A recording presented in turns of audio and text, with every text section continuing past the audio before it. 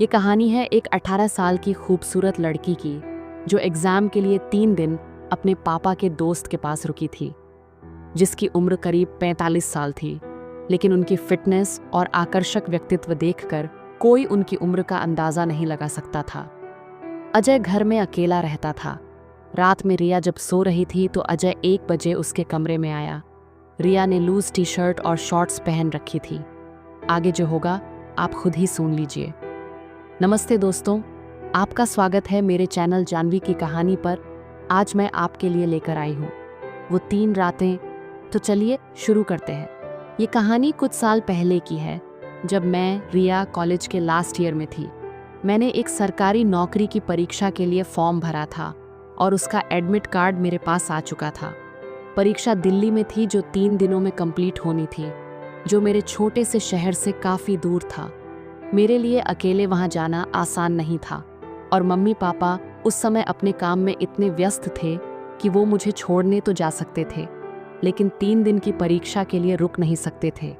पापा को अचानक अपने पुराने दोस्त अजय अंकल की याद आई, जो दिल्ली में रहते थे। पापा ने सोचा कि अगर मैं उनके घर रुक सकूं तो यह मेरे लिए सुरक्षित और सुविधाजनक होगा। उन्होंने तुरंत अजय अंकल को फ़ोन किया और सारी बात बताई।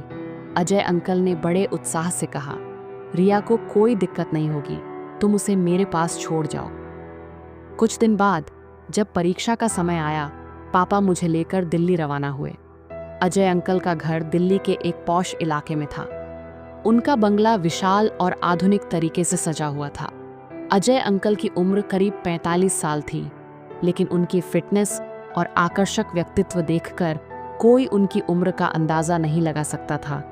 पापा को पता चला कि अजय अंकल की पत्नी कुछ साल पहले एक दुर्घटना में गुजर चुकी थी और उनका बेटा ऑस्ट्रेलिया में नौकरी करता था। वो घर पर अकेले रहते थे। जब पापा ने मुझे अजय अंकल से मिलवाया तो उन्होंने मुझे गर्मजोशी से गले लगाया और मेरी पढ़ाई के बारे में सवाल किए।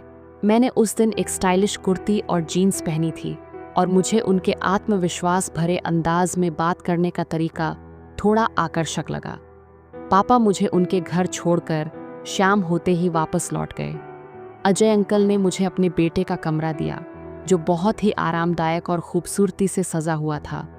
रात को हमने साथ में डिनर किया और उन्होंने मुझे दिल्ली के कुछ मशहूर रेस्तरां और जगहों के बारे में बताया। उनकी बातों में एक अजीब सा आकर्षण था जो मुझे थोड़ा उत्साहित कर रहा था। डिनर के बाद मैं अपने कमरे में चली गई। मुझे आदत थी कि मैं रात को हल्के और स्टाइलिश कपड़े पहनकर सोती थी, इसलिए मैंने एक लूज टी शर्ट और शॉर्ट्स पहनी। नई जगह होने की वजह से मुझे नींद नहीं आ रही थी और मैं बस बिस्तर पर लेटकर सोच रही थी कि अगले दिन की परीक्षा कैसी होगी। रात के करीब 1 बजे मुझे अपने कमरे के दरवाजे पर हल्की सी आहट सुनाई दी। मैंने धीरे से आंखें खोलीं तो देखा कि अजय अंकल दरवाजे पर खड़े थे। मेरे दिल की धड़कन थोड़ी तेज हो गई, लेकिन मैंने सोचा शायद वो कुछ ज़रूरी बात करने आए होंगे। मैंने चुपचाप लेटे रहने का फैसला किया। अजय अंकल ने धीमी आवाज़ में मेरा नाम पुकारा, रिया जाग रही हो?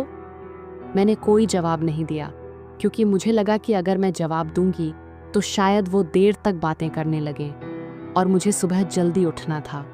मेरे चुप रहने पर उन्हें यकीन हो गया कि मैं सो चुकी हूँ। फिर वो धीरे धीरे मेरे बिस्तर के पास आए और मेरी स्टडी टेबल की ओर देखने लगे।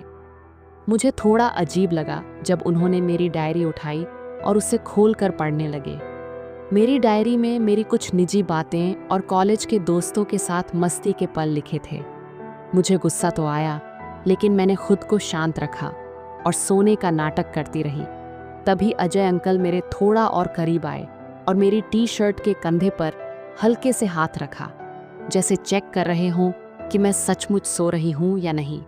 उनकी उंगलियों का स्पर्श गर्म था और मेरे शरीर में एक अजीब सी सिहरन दौड़ गई। मैंने अपनी सांसों को सामान्य रखने की कोशिश की, लेकिन मेरा दिल तेजी से धड़क रहा था। उनका हाथ धीरे धीरे मेरे कंधे से मेरे बाजू की ओर बढ़ा और मुझे लगा कि वो शायद मेरी प्रतिक्रिया देखना चाहते हैं। मेरे मन में सवाल उठ रहे थे, वो ऐसा क्यों कर रहे हैं? वो मेरी तरफ अट्रैक्ट तो नहीं होने लगे हैं? मैं वैसे भी दिखने में बहुत सुंदर हूँ। मेरी बॉडी की शेप भी ऐसी है कि कोई भी मुझे देखकर मेरी तरफ आसानी से खींचा चला आए। क्या उनकी मंशा गलत हो गई है?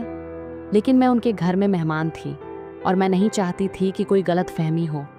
मैंने सोचा कि अगर मैं अब जाग जाऊं तो शायद स्थिति और अजीब हो जाए, इसलिए मैंने चुप रहने का फैसला किया। कुछ पल बाद अजय अंकल वापस मेज़ की तरफ चले गए और दोबारा से मेरी डायरी देखने लगे। थोड़ा सा पढ़ने के बाद उन्होंने मेरी डायरी वापस टेबल पर रख दी और मेरे चेहरे के पास झुककर धीरे से कहा, तुम सचमुच बहुत खूबसूरत हो रिया। उनकी आवाज़ में एक अजीब सी गर्माहट थी जो मुझे उलझन में डाल रही थी। फिर वो अचानक उठे और कमरे से बाहर चले गए। मैंने राहत की सांस ली, लेकिन मेरा दिमाग सवालों से भरा हुआ था। अजय अंकल का व्यवहार मुझे समझ नहीं आ रहा था। क्या वो सचमुच मेरे प्रति आकर्षित थे या ये बस मेरी सोच थी? उनकी बातों और व्यवहार में कुछ ऐसा था जो मुझे थोड़ा उत्साहित भी कर रहा था, लेकिन साथ ही डर भी लग रहा था। मैंने खुद को समझाया कि मुझे अपनी परीक्षा पर ध्यान देना चाहिए। अगले दिन सुबह मैं जल्दी उठी और तैयार हो गई। अजय अंकल ने मेरे लिए नाश्ता तैयार किया और मुझे परीक्षा केंद्र तक छोड़ने की कही। उनके चेहरे पर वही आकर्षक मुस्कान थी और उन्होंने रात की घटना का जिक्र तक नहीं किया। 3 दिन तक मैं उनके घर रही। हर दिन वो मेरे साथ बहुत अच्छा व्यवहार करते, लेकिन रात की वो घटना मेरे दिमाग में बार बार आती थी। मैंने सोचा कि शायद मैंने उनकी हरकत को गलत समझा हो। परीक्षा के 3 दिन बीत चुके थे। पापा मुझे लेने आ गए थे। हम वहाँ से करीब 6 बजे चले होंगे। चलते टाइम अजय अंकल ने मुझसे कहा, रिया, कोई तकलीफ तो नहीं हुई तुम्हें यहाँ? मैं तो चाहता था कि कुछ दिन और रुक जाओ मेरे यहाँ, मेरा भी मन लगा हुआ था तुम्हारे साथ।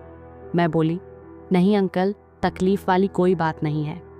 वो बोले, तो कम से कम आज रात के लिए तो रुक जाओ, हम मस्ती करेंगे। रात की सुनते ही मैं थोड़ी सी सहम गई।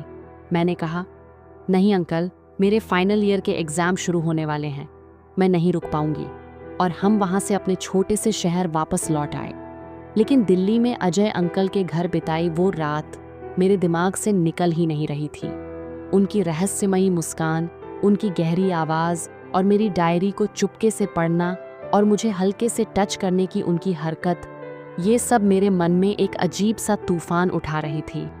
मैंने पापा को कुछ नहीं बताया क्योंकि मुझे डर था कि कहीं उनकी और अजय अंकल की पुरानी दोस्ती में दरार न पड़ जाए। लेकिन मेरे मन में एक सवाल बार बार उठ रहा था, अजय अंकल ने उस रात ऐसा क्यों किया? क्या वो सचमुच मेरे प्रति आकर्षित थे या मैं ही कुछ ज़्यादा बढ़ चढ़कर सोच रही थी? कुछ हफ्ते बाद मुझे एक अनजान नंबर से मैसेज आया। मैसेज में लिखा था, रिया, तुम्हारी डायरी में लिखी वो कविता बहुत खूबसूरत थी, बिल्कुल तुम्हारी तरह। कभी दिल्ली आओ तो मैं तुम्हें मेरी पूरी लाइब्रेरी दिखाऊंगा और उसकी सैर भी कराऊंगा। तुम्हारा अजय। मेरा दिल जोर से धड़कने लगा। अजय अंकल को मेरा नंबर कैसे मिला और वो मेरी डायरी की कविता की बात क्यों कर रहे थे? मैंने मैसेज का जवाब नहीं दिया, लेकिन मेरे मन में एक अजीब सी उत्सुकता जागने लगी।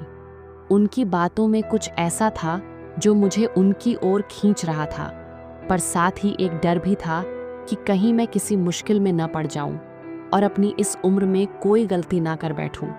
क्या मेरा और अजय अंकल का कोई रिश्ता कायम होगा? क्या ये जोश भरी उम्र मुझसे कुछ हदें पार करा बैठेंगी? इसके लिए आपको दूसरा भाग देखना होगा। फ्रेंड्स, अगर आपको ये स्टोरी पसंद आई हो और अगला भाग चाहते हो तो कमेंट करें। मैं आपके लिए इसका दूसरा भाग जल्द ही लेकर आऊँगी। मुझसे जुड़े रहने के लिए सभी दोस्तों को बहुत सारा प्यार। ये कहानी केवल मनोरंजन और शिक्षा के उद्देश्य के लिए है। मेरा मकसद किसी भी तरह की अनुचित बात या अश्लील भावना को बढ़ावा देना नहीं है। आपके प्यार, भरोसे और साथ के लिए दिल से शुक्रिया। मिलते हैं अगली वीडियो में।